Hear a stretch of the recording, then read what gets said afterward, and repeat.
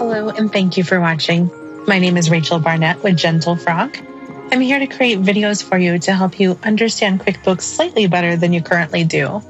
If you have any comments, questions, or suggestions, please put them in the chat box. Thank you. In this video, I'm going to show you how to merge two accounts on your chart of accounts when you get the error message that says you cannot merge them. This is very goofy. I don't know why this works. It doesn't always work, but it does work for me most of the time.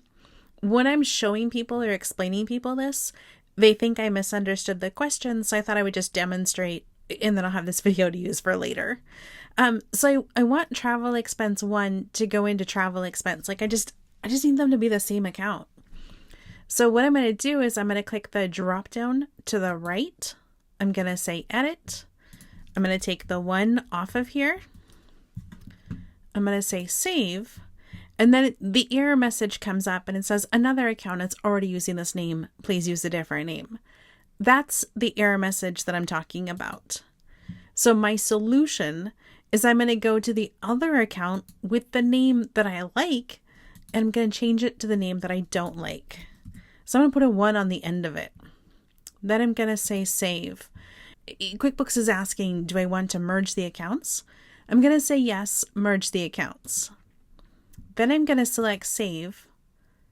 And now magically, I've merged the accounts.